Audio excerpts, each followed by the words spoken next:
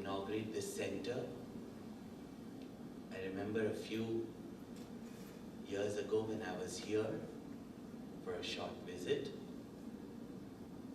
and I was shown this plot of land, empty, wide stretching plot of land.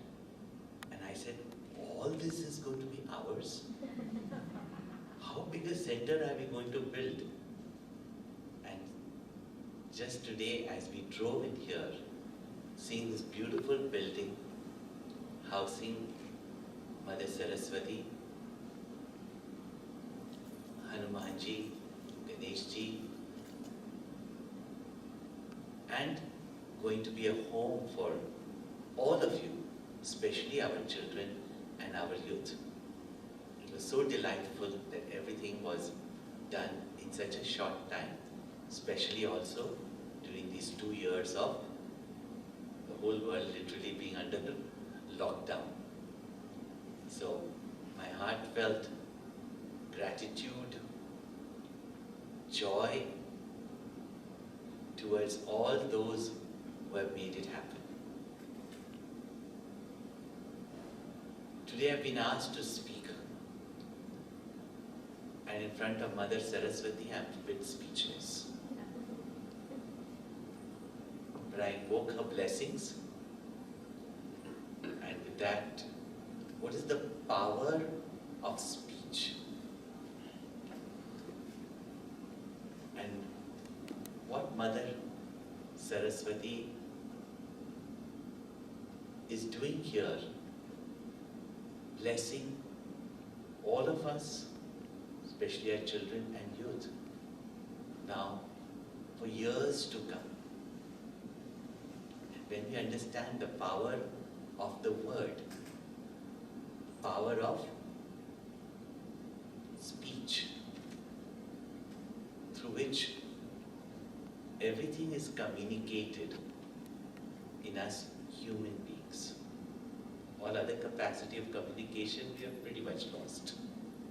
We only have one thing, that is speech. And in whose tongue Mother Saraswati resides. She herself has said it. So we shall see all that and see how even worldly success, which means material success, as well as the highest spiritual success, is with the power of word, with the power of speech.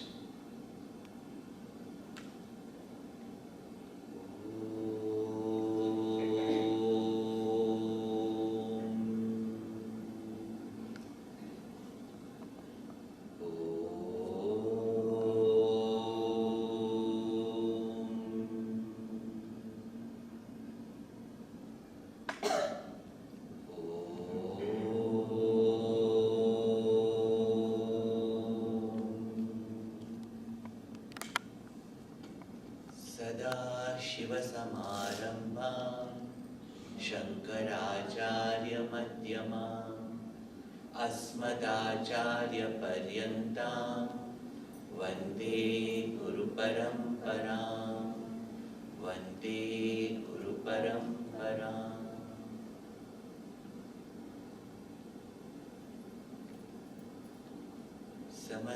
समस्तजनकल्याणे निरतं करुणामयं Namami चिन्मयं देवं सद्गुरुं ब्रह्मविद्वरं सद्गुरुं ब्रह्मविद्वरम्।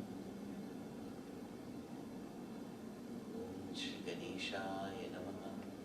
ॐ श्री सरस्वत्यै नमः। ॐ श्री गुरुभ्यो नमः।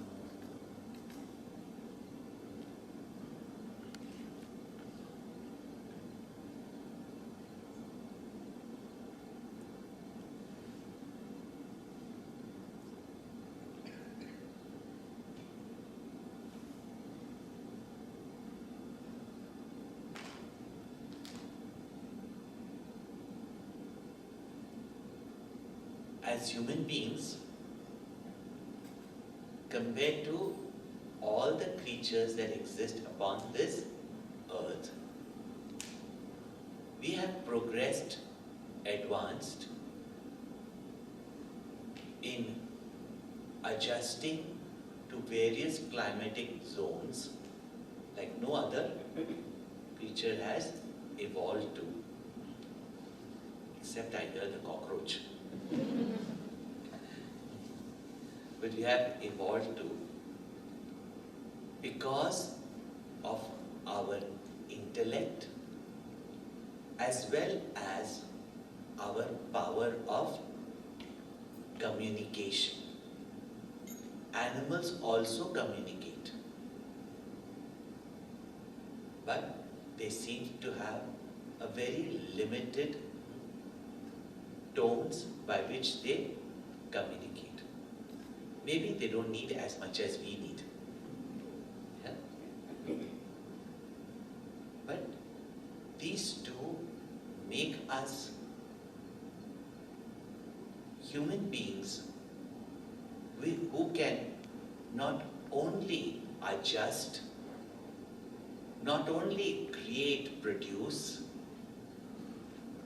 but at the same time, in this lifetime, attain the supreme purpose of all life. And that is to attain that state of fulfillment, happiness, peace, which is unending, which is permanent, which is everlasting. Isn't it? All of us want happiness, is it not? Anyone here want sorrow? I asked this question because our Gurudev said, never trust a bearded fellow. Means think. We all, whatever we do from the womb to the tomb,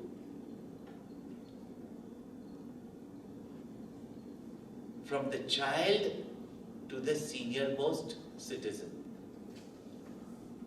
from a crawling worm to even the heavenly denizens. Our constant struggle is to get away from sorrow and attain happiness. And why I put this question is that we should be clear, why do we do anything? Why do we do? Why are we acting? Why are we struggling? Why are we so restless? Why have we so much anxiety, worries, etc.? Because we all want to be happy. It is not this thing or that thing, because without that thing you are living. Without that person also you are living, isn't it? Before you had your husband or wife, you were living, right? Now, you might think you cannot live without them. Most people think you can't live with them. You might think you can't live without them. Without your children, you are living. Now, without your children, can you live? Can you? But what is it that we are seeking if we think very carefully that we are ready to give up even those people who become the cause of our sorrow, or we imagine is the cause of our sorrow? Even your own children, if they become too painful, very painfully, just as a limb in your body, you remove them from the house also, is it not? Why do we do anything that we do? Is it not that at the end of it, we want the removal of our sorrow and to be peaceful, happy, fulfilled? All your life also you work. You tire yourself for retirement. But when retirement comes in, you become a consultant. What are we really seeking? What we are seeking is happiness. That's why I put the question. We all want happiness? Don't get any answer. Yes. Anybody, okay, let's put this. Anybody here want sorrow? No. You sure? Because one person put his hand up. Not in this audience. And I said, why do you want sorrow? He said, because sorrow makes me happy.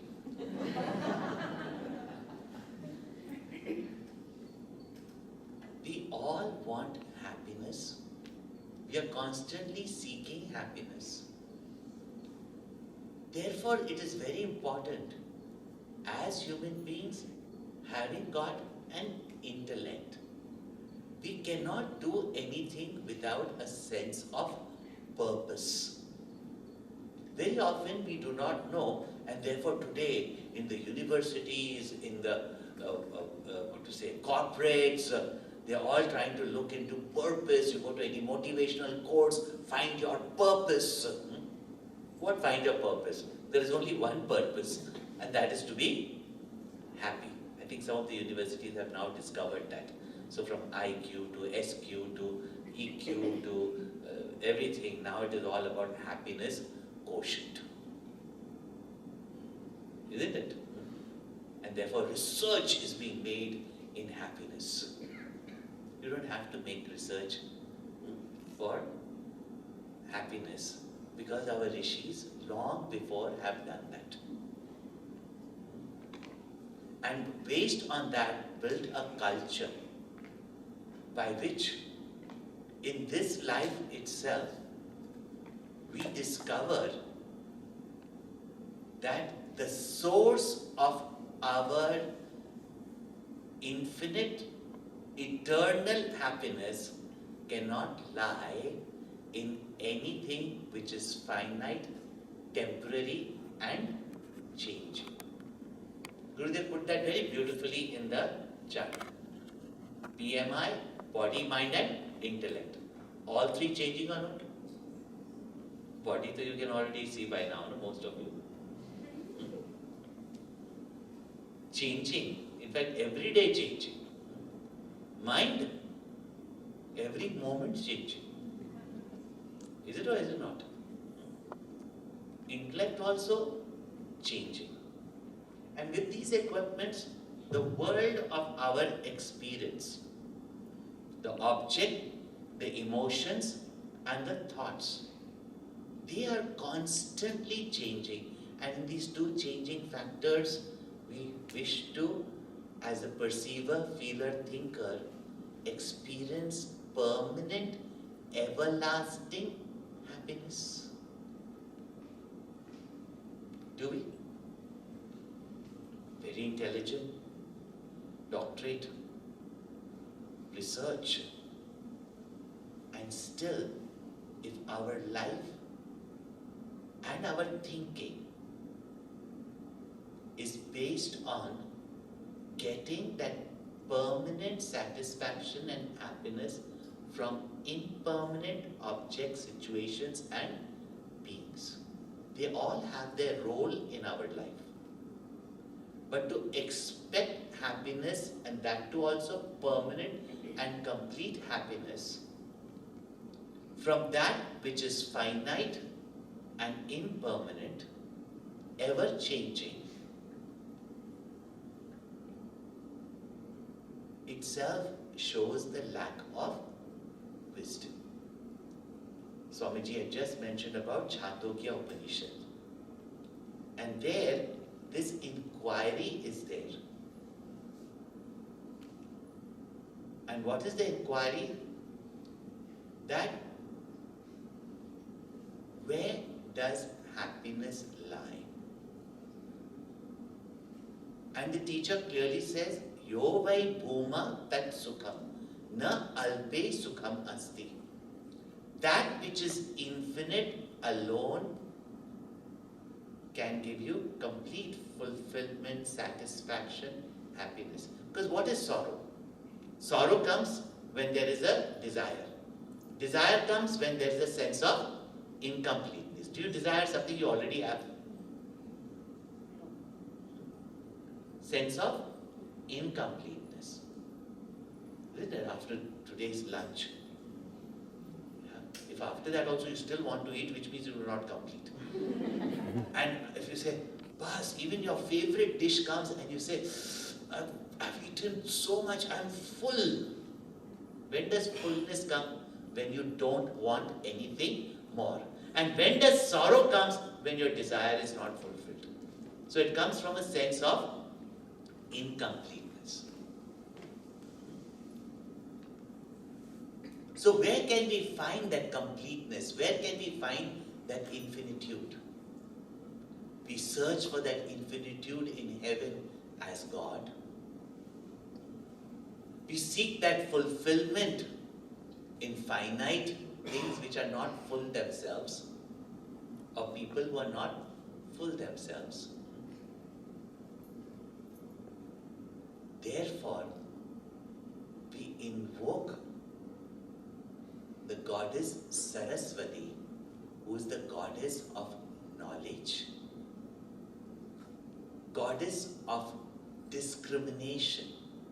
Now this word discriminated, youngsters understand totally different today.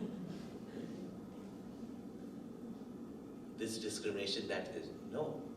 In life, to discriminate between that which is good for us and that which is harmful to us. That which is right and what is wrong, which is a stage higher. Because that which is good also, if we attain it wrongly, it can become harmful to us or use it wrongly. Right? Electricity and including nuclear energy, which lies latent in nature, is for our benefit. If we use it intelligently, we solve the world's power crisis, is it not? Use it unintelligently and you destroy the world and yourself along with it, isn't it? So, we require discrimination, viveka buddhi. And with that discrimination, even between right and wrong. But you become the seeker of truth, the seeker of the permanent, or you can say you become a spiritual seeker when you go beyond Einstein's notion of permanence and impermanence, of relativity. When you recognize in your life that no amount of finite things added together can become infinite. Because after all of you study mathematics, isn't it? Which we didn't enjoy sometimes. But you enjoyed mathematics, isn't it? Some of you, others did not enjoy it. But simple mathematics is no amount of finite things, just like no amount of announcements, the mobile phones will switch off. In the same way, no amount of finite objects can become infinite. This is the higher knowledge. And this is where Mother Saraswati says she finds her satisfaction. Why? Because she has also a role to play. That buddhi by which we recognize that which is permanent and impermanent, and therefore dedicate our life in midst of all the impermanent transactions that we have to seek that which is permanent, that which is everlasting. Then only we can get whatever is permanent happiness, permanent love, permanent success, permanent satisfaction can be gained only from that which is permanent. And when we have the blessings of Mother Saraswati, this Viveka Shakti, this discrimination, this knowledge or revelation arises in us. And that one moment of conviction, whether it's through a discourse or whether examining life, you come to discover is the changing point in our life. And once we have the clear knowledge of what is our purpose of life, and that is to get that which is infinite and that which is permanent. And you've tried it in the world, but no object at all times, at all places, in all conditions gives any one of us or all of us happiness. And therefore you understand that happiness in the world is only an evaluation of your mind and intellect. For a cigarette smoker, if he gets a chance, because very often you will see, when these buildings are being made, the laborers are there, and they are told, no, this is a sacred place, you cannot smoke. Do you know how they suffocate? Yeah? And then they have to go outside and then again some committee member comes there and sees that, you're smoking. Yeah?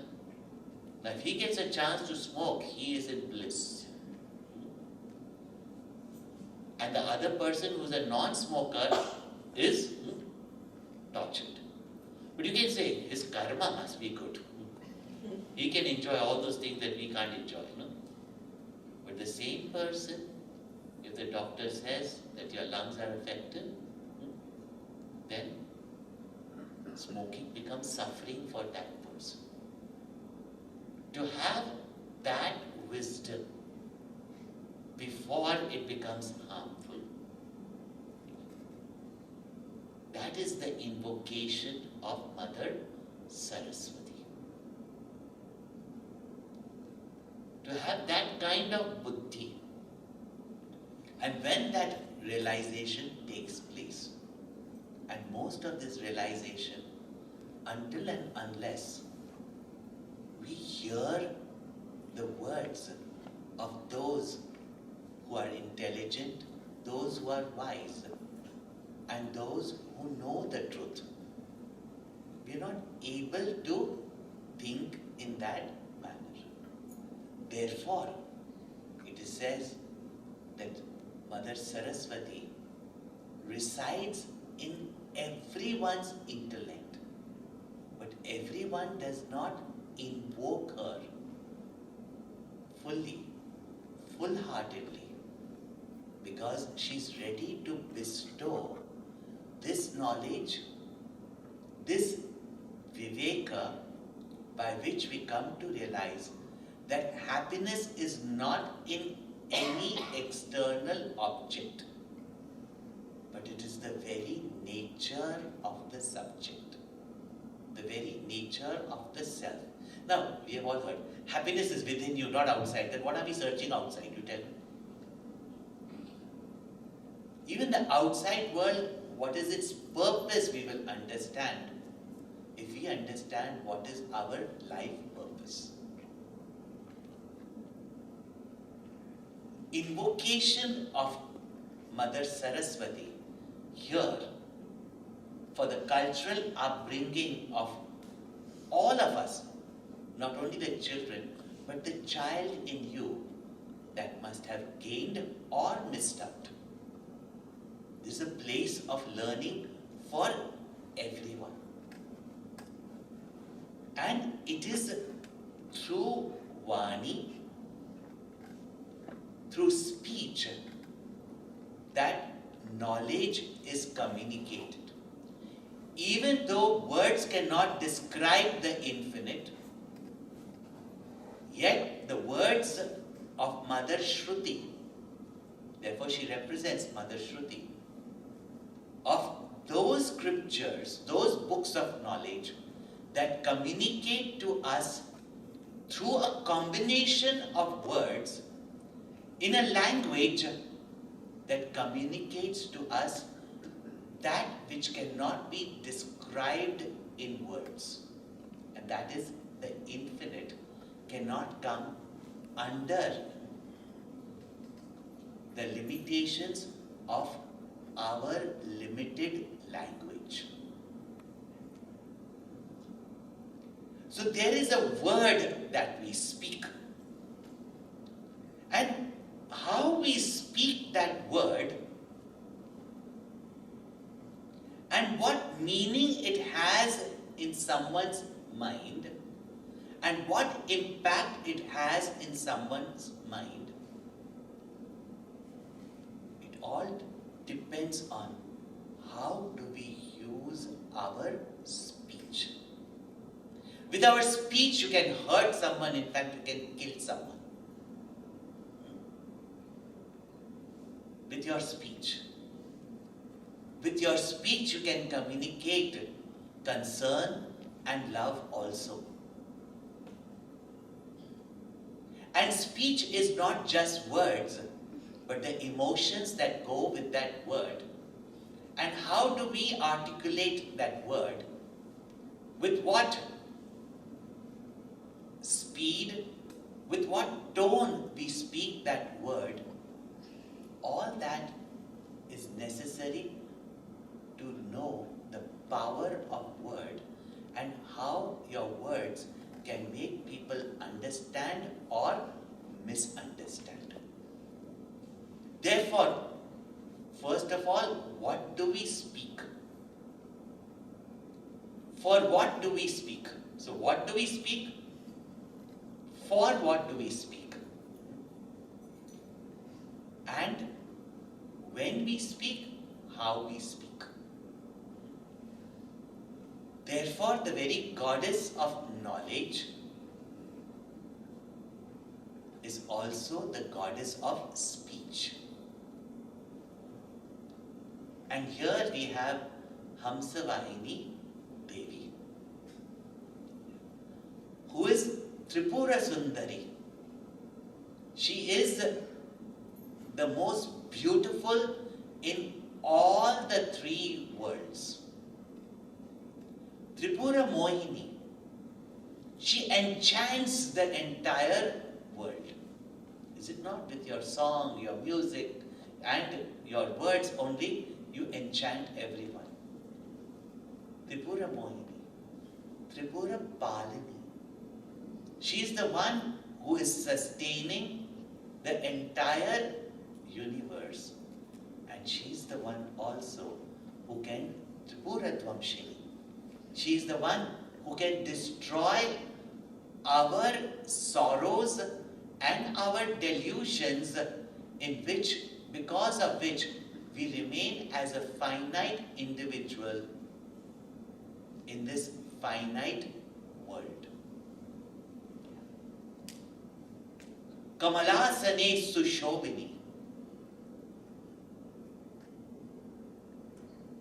Sitting on the lotus flower, you might think, lotus flower, she must need a lot of balancing. Kamalasane Sushobini. At the same time, sitting on the lotus flower, so gentle, so light, so compassionate, so kind-hearted. She's also Simhani Ruda Kalani. Riding the lion, she can also be one who will destroy not only anyone who causes her children any pain or sorrow. Thus, she is the destroyer of our pain and sorrow. And the cause of that is our own ignorance and ignorance-born delusions.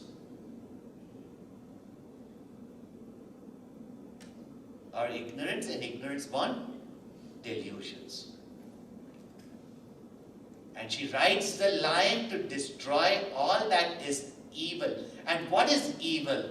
That which causes us sorrow, not some person outside, including your own evil thoughts, which today modern psychologists will tell our children that you don't have to fear their evil, they're just unwanted. These unwanted thoughts that cause you sorrow, dejections, lack of self-worth, mental non-well-being, all these thoughts in our mind, she can destroy it, devour it. Simhadi Ruda Kalini. Hamsavaahini Devi Anritta Dosha Mochini. She is the one who rides the swan, Hamsa. Not the English swan that we see on the English lakes. English word is swan, but in Sanskrit the word is Hamsa. And Hamsa is considered to be a mystic bird that resides in Mansarovar. So not in your local lakes. Mansarovar. All these words, to tell you the power of words, all these words, Mansarovar, the lake of your mind. And that lake of your mind, Mansarovar, which is at the foothills of Kailash,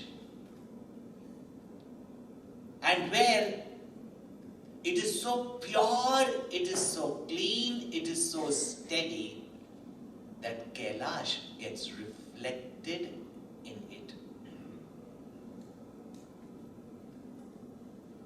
There, these Hamsas reside.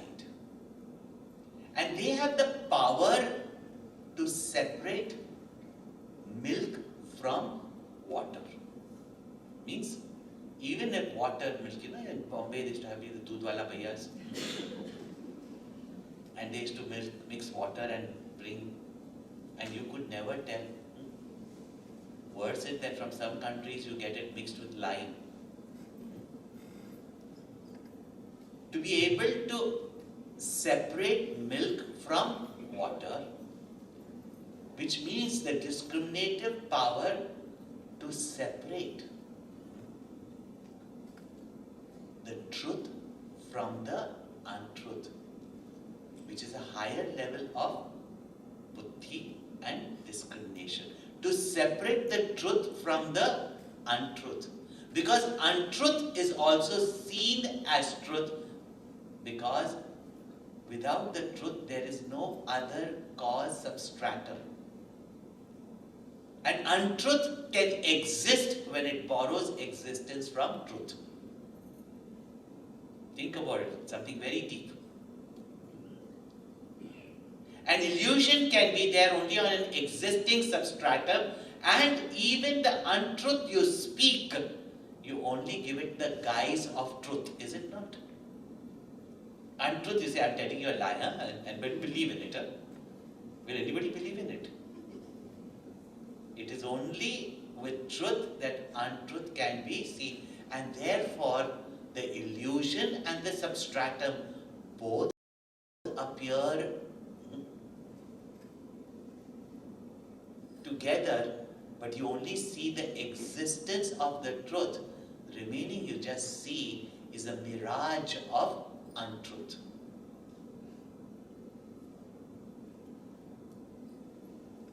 To see the gamut of meaning, knowledge you will get here at Chinmaya Vahini, Hamsavaahini.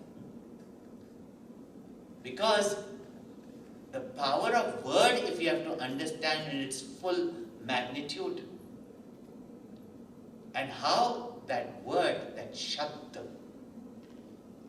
if you read the Guru Granth Sahib, etc., shabda. If you read the Upanishad, the power of the word. And that word, even Om, what it has power to understand. But in our day-to-day transactions of the world, which generally we find very useful and practical, so first let us just see what is the power of every word that you speak. As students of science, even in school if you study science, that matter and energy does not perish. It's a quantum. They just take different form. Today also we are able to capture sounds that were released billions of light years, billions of years and millions of light years ago, but today our equipments can capture those because a word that you speak remains eternally in the world. And somewhere, today you speak on your cell phone, no wire. And very often, Siri, Alexa, are eavesdropping. And you just say something and it calls up your best friend about whom you are gossiping right now. Yeah? And she hears everything or he hears everything on the phone sitting in Amsterdam. Yeah? How does that word travel? We use this technology, which means that word remains. That word can be retrieved even later by different equipments, is it not? Therefore, every word that we utter remains in this world till the end of creation. But this much you must know by now, that in your childhood, if a parent, a teacher, or even your mischievous or naughty or even harmful peers, any word that they may have told you, it has made a lifetime of impact, is it not? For the good or for the worse. Therefore, every word we utter, everything that we tell to someone about them, and every word that we repeat in our mind. Because our thoughts are in words, and when they are in words, they are tangible to us. Isn't it? Because speech also is para, then pashyanti, madhyama and vaikari, the spoken word. It comes from so many different, therefore when you hear and chant the shlokas and the stotras of Mother Saraswati, all these, don't think that they're only for chanting. All of them have got such deep meaning to recognize the power of speech, the power of word, the power of our thought, and how they are linked together.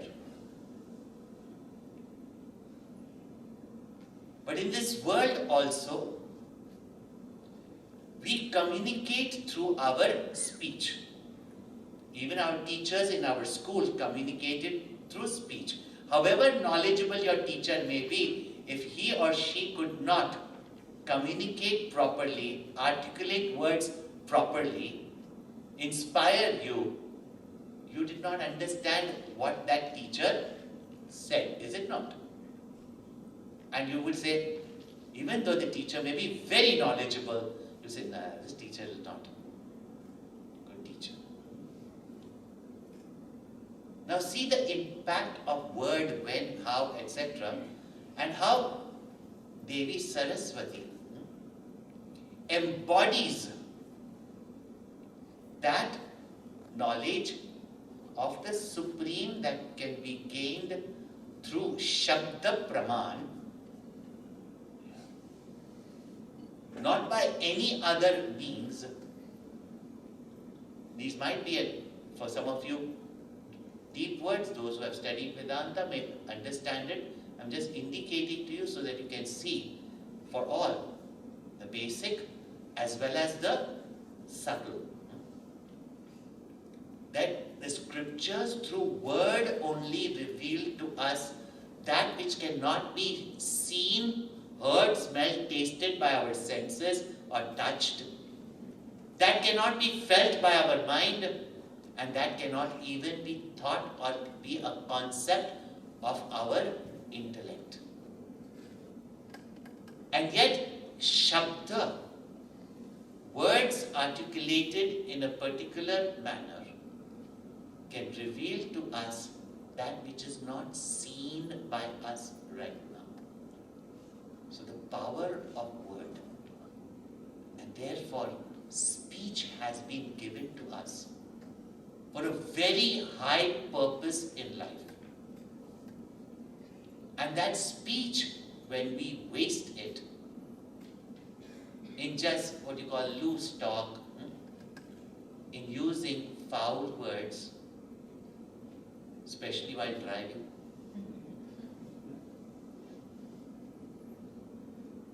Mother Saraswati then withdraws from such tongues. Their words have got no impact later on. Therefore, if you see, she's sitting on a lotus and her vehicle is a swan. And she's the only Devi, there could be other Devis, but only Devi who has got two well-advanced, beautiful vehicles or cars. So don't say that women in India were, deprived. All Devtas have got one vehicle, but our Devis generally have got two vehicles. Because they do much more work than any corporate CEO does. Or even as a corporate CEO. She's got two vehicles. One is the swan and the other is a peacock. Both you will see with Saraswati. Then she holds in her hand the most melodious of all string instruments, and that's the veena.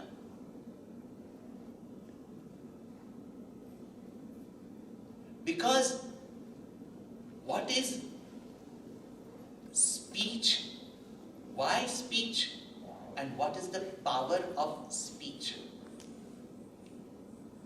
The most powerful speech by which we can communicate and create a positive impact on the lives of others is demonstrated in the very form of Mother Saraswati. And in one hand, she has a mala also. In other places, she has also the Amrita Kalash. But she has got a mala. Because even japa is of the name of the Lord, Shabda, word.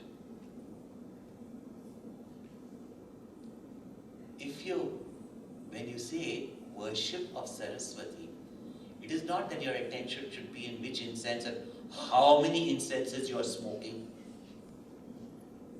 and how much camphor you have put in to make the whole place black.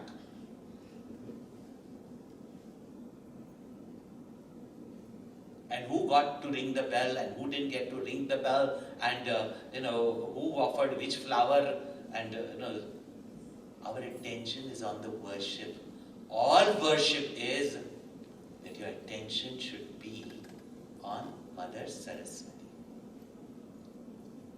And a mind understands the language of, the inner mind understands the language of picture, icons and symbols. And a picture speaks more than 1,000 words, and a picture remains imprinted. Words you may have to remember. I'm explaining these very deep things for your sadhana and for your effective communication as Balvihar Sevak Sevikas, and in your life, in your various relationships, how your communication should be. Otherwise we wonder, I intended something good, but something wrong only happened. Let me give an example, very hilarious example. I'm preparing you before. You will understand, And I know there'll be some people will be just looking at it and wondering what. Once, it so happened that it was after a midday session with mostly housewives. And after that, naturally, wherever there are mothers, they have to feed you. So after having given me Bhiksha, when most of the other ladies had gone away, the ladies of the family. So the two sister-in-laws, one older, one younger obviously, and a common friend of theirs were sitting there, and they were just talking away. And the older sister-in-law, she tells me, Swamiji, ever since Gurudev has come in our life, Chinmaya mission has come in our life, I have studied the Bhagavad Gita through all of you. There's been such a change in my life. I can say it, I don't know about anybody else. She shouldn't have said that statement, anybody else. But I don't know about anybody else. But I have changed a lot. The other two, the younger sister-in-law and her best friend, tell me, Swamiji, she's right. What did they say? She's right. You do not know, but she has changed a lot. And I'm telling in my mind, keep quiet. Keep quiet. Keep quiet. And they went on, Swamiji, you do not know from where to where she has come, Yeah.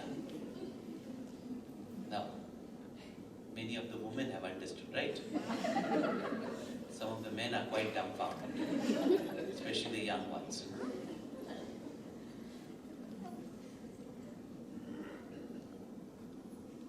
From where to where she has come. Swamiji, you don't know her. She has changed a lot. And I'm telling in my mind, keep quiet, keep quiet, keep quiet.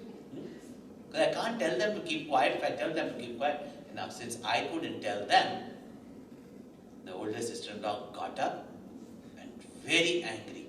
And you too have not changed a bit. See, when she was saying what it meant, when they were saying, you understand what it meant? Power of word.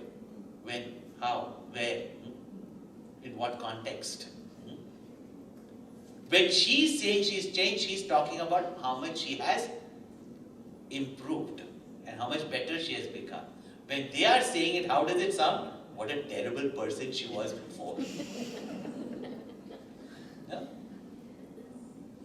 Therefore, how should be our speech?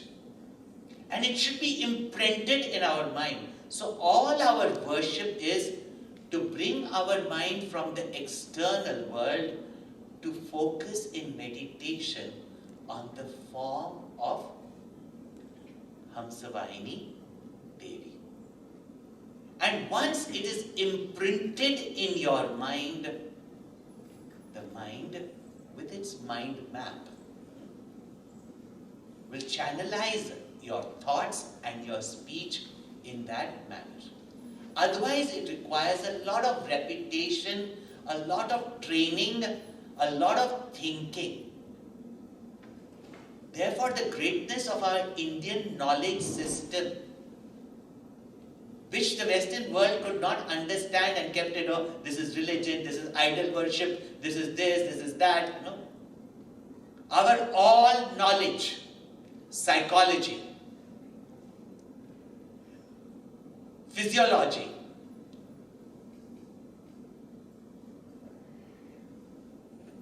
eloquence, all sciences, even speech therapy, everything is integrated in our one icon, in our one worship.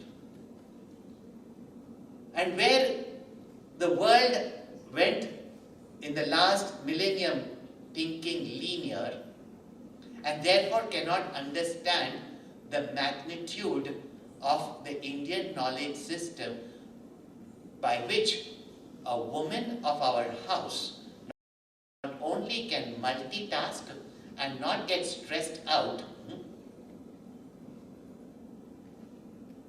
but in an emergency, if the husband calls some guest and she has to in 15 minutes prepare a feast for her husband's boss, how instantly from that one rice mixed with sesame, mixed with tamarind, mixed with haldi and lemon,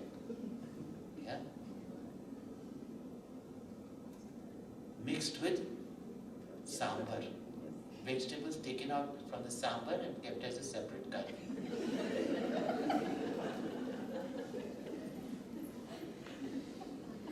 What a 5-course fine dining, a 10 or 11 course meal. Mix it with curds and you have the conclusion. Mix it with milk and sugar, you've got payasam. See how from one multi-cuisine can be created instantly. Now you know what is Gurudev's vision of the Chinmaya University. It is not just to look back and say, yeah, we also had all these inventions, or we also had aircrafts. But what was that mindset? What was that culture that created that mindset? What is that language, Sanskrita, by which one word can give you a gamut of meaning which cannot be translated even in 1,000 words, like dharma. Not only the language, but that mindset by which we can get this knowledge, which we can apply at every aspect of our life to be productive and successful in the world, to develop psychologically and be mentally strong, to even be able simultaneously to gain the knowledge of the truth and meditate. All this is possible by just one look at Mother Saraswati. How should our speech be? First and foremost, our rishis have said, and we are made to memorize also from childhood, at least if you're born in that culture. That's why what Gurudev did by building Bal Vihar, Yuva Kendra, and study groups to every part of the world. That first of all, the Rishi said, Satyam Vada. Speak, but speak only that which is the truth. And for that, you must have the discrimination that when you hear a conversation, when you see something, when you read something, and today particularly, don't you think that when we see things on the social media or on the television, that we must have the capacity to be able to discriminate between what is the truth, which sometimes just requires common sense. And at least not forward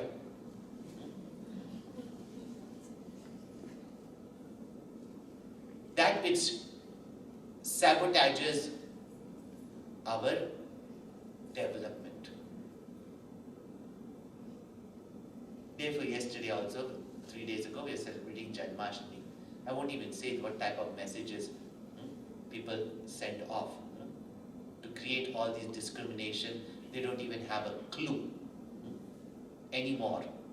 Sitting in these fancy cities in India and talking about certain things.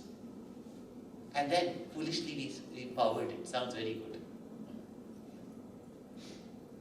What are we spreading if not with your own lips?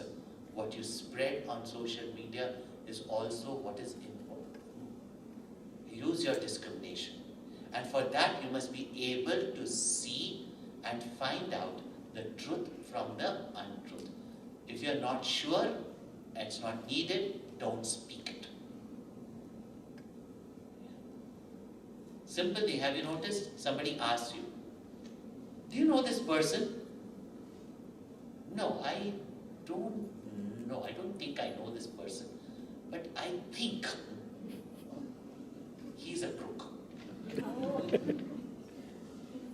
Now the other person goes and reports that he or she thinks that he is a crook. The other person, Chinese whispers, he is a crook. See how word can spread? Therefore, Satyam Vada. Therefore, you must have your speech with the swan. There must be discrimination to separate the truth from the untruth. Speak. Our Rishi, these three monkeys are not from our culture. Closing the eyes, closing the ears. We say, Bhadram karne vishrunayam deva, Bhadram pashyem akshavidya jatra. When we say, let us hear that which is auspicious, which means we should bring peace, happiness, purity, well-being to my mind, the first person we have to hear is ourselves. You may not be able to control someone else's speech, but our own speech, we only have to hear. And how many times, maybe not evil, maybe not even bad things. How many times do you repeat to yourself? And do you know the power of that word? That anybody gives you an opportunity, or even when you see an opportunity, or even when it comes to doing your duties, just make a list. Just make a list. Or just put dots on your paper. How many times do you say, even in a day, this one statement, you can't, means you will say, I can't. And mind you, if you keep on repeating, you can't, you cannot. I do not know if my book, Journey into Health, is available. But even diseases, how you create by just your repetitive repeating of the words which means repetition of your thoughts.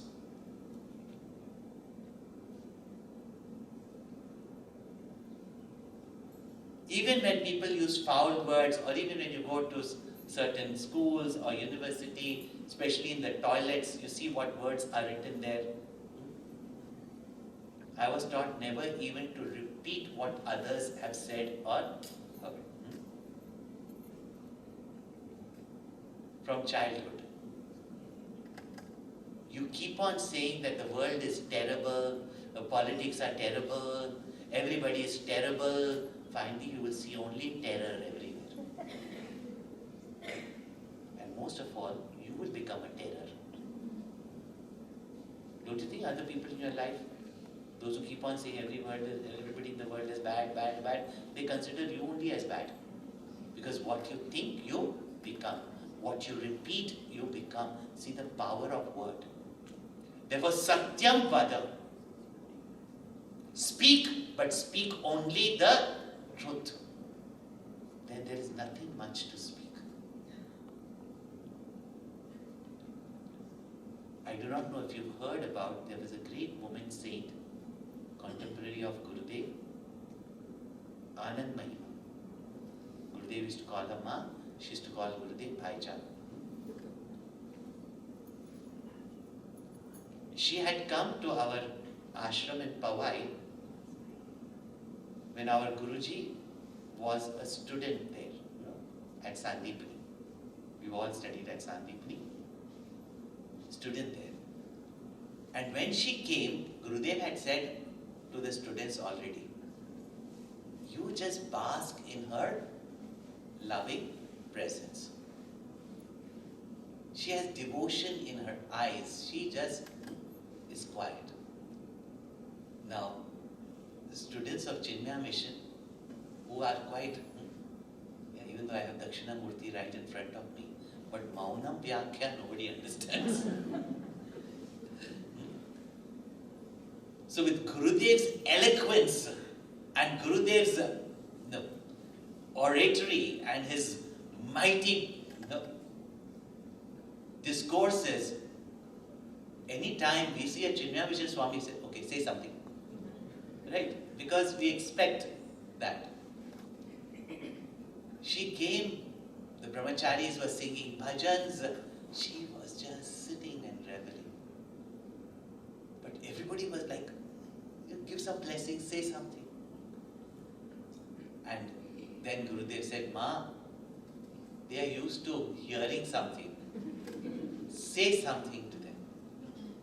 And Jesus said, what is there to say? He said, what is there to say? And she became quiet. Everybody goes.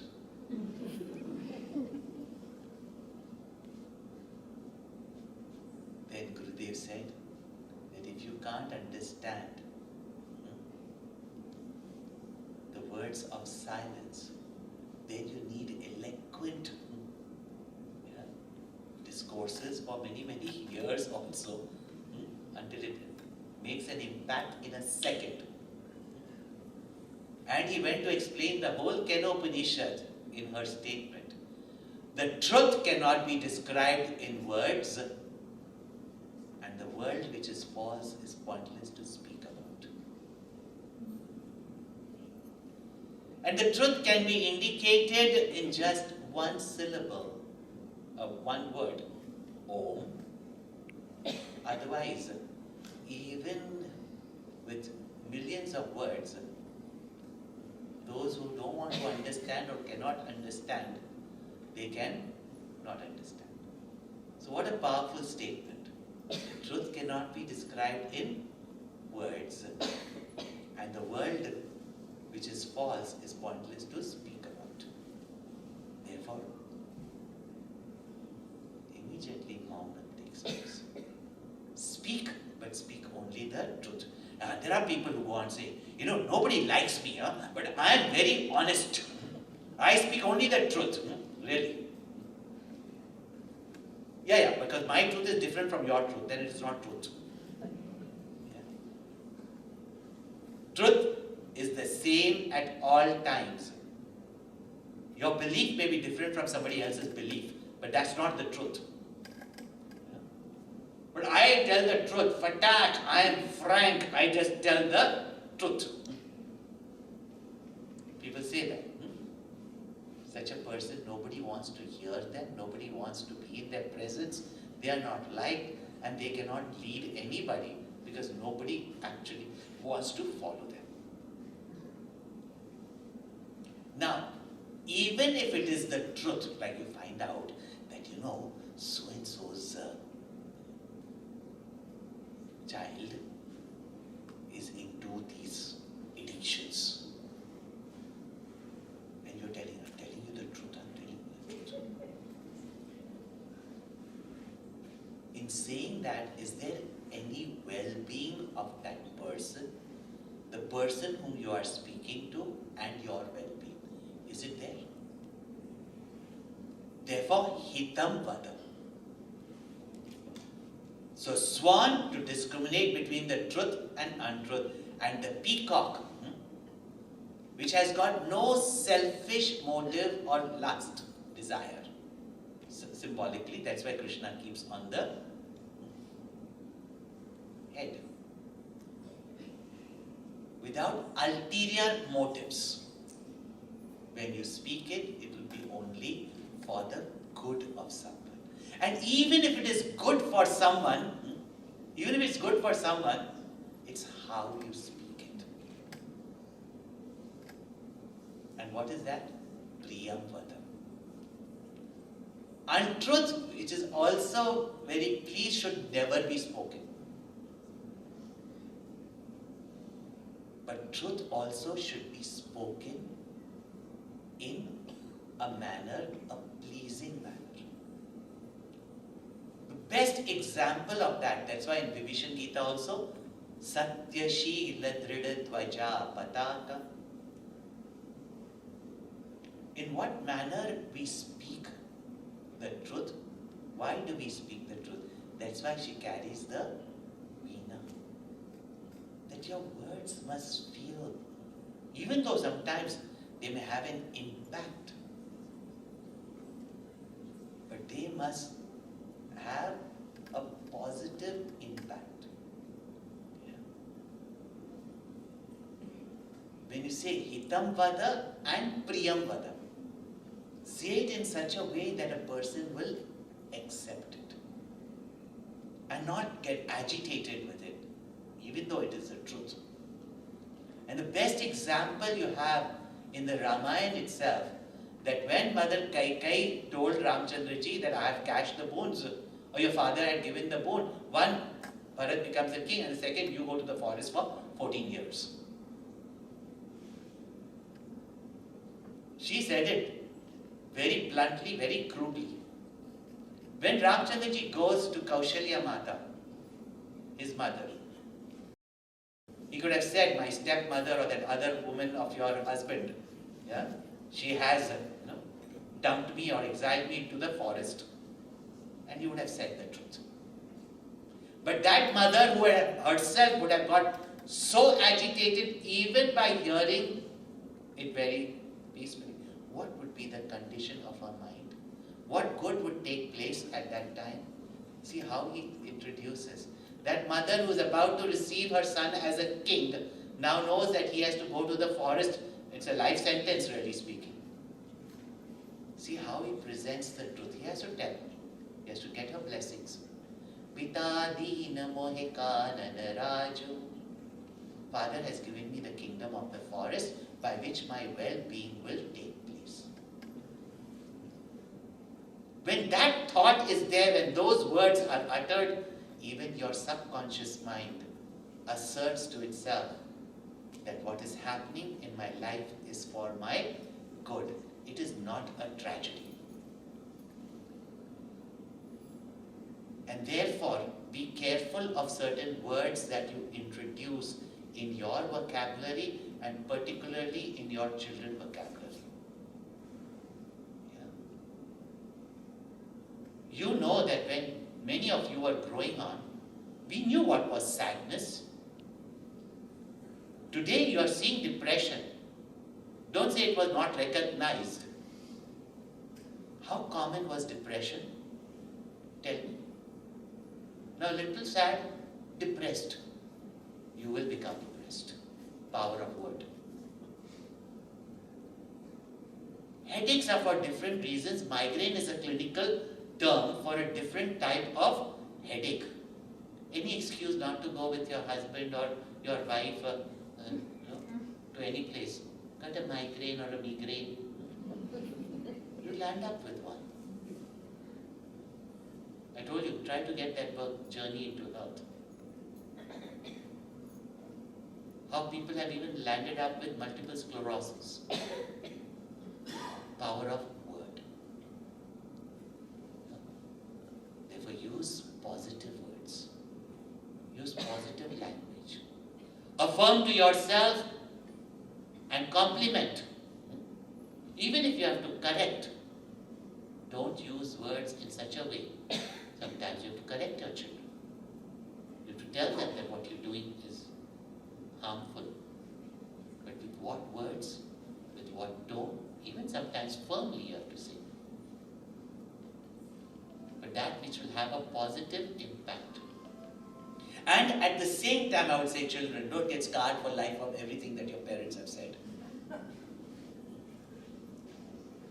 Even when any word you take in, like the swan, know that if it is from a well-wisher, it could not be to harm me. How we receive that word also. Yeah. Words from our Guru are words of our own reality or truth, that happiness and infinitude is your nature. Tat Tvam Asi. Therefore, she is also Shraddha Devi. That by which you hold on to that truth. And what you have heard with the mala, you keep on repeating, which means with every breath, these positive affirmations, these positive mantras, this constant remembrance of the great and the mighty, whether it's Ram, Ram, Ram, Ram, Ram, Krishna, Krishna, Krishna, Krishna, Krishna, Ma, Ma, Ma, Mother, Mother, Mother. These names are to be repeated. And really speaking, Mother Saraswati is ready to bless who even just once utters the name of the Lord. Who spreads this knowledge of the truth, that is Vedanta and Gita. And that's why, have you seen? I was just listening to you, our MCs, etc. You come to Chinmaya Mission, you start speaking on Vedanta, see how Saraswati sits on your tongue. The truth. For the well-being of everyone. In a manner that will be pleasing, because the person will recognize it is for my own good. That is what Mother Saraswati here is. So regularly when you come, worship, sit in her presence, meditate, and she as knowledge resides in all the Guru Parampara. If you see, we have Ved Vyasa, we have Dakshinamurti, we have Shankaracharya. We have our own Guru Parampara, Sri Taponji Maharaj, Puja Gurudev. Get your inspiration and let Mother Saraswati reside in your intellect, in your hearts, in your speech. Actions will manifest from that. So wish you all the best. I invoke the blessings of Mother Saraswati on all of us present here, and she's Hamsavaahini. The Hamsa moves so smoothly with its beauty. Same way, reach out to the maximum people in your neighborhood, everywhere, so that they can benefit from this knowledge. And Chinmaya, Hamsavaahini. So, with that, I invoke the blessings of all those who have served over the years, as well as participated, and also those who are to come, and especially those who have built not just this place, but the Chinmaya mission and the movement here. Now it is up to you, having benefited, how far you spread. How many more people you benefit like you benefited. And it is said that for the Lord's work, have no shame. Pyar kiya to darna kya? And that too also with the Lord of the universe. Yeah. To bring everybody to benefit from the lap of your mother. Why should you hesitate? Friends, relatives, bring them. Once they come, they will enjoy her love, her knowledge, her care. Om Purnamada Purnamidam Purnat Purnamudachyate Purnasya Purnamadaya Purnameva Vashishyate. Om Shanti Shanti Shanti. Hari Om Shri Gurubhyo Namaha. Hari Om. And Pujya Guruji also sends his love and blessings to all of you.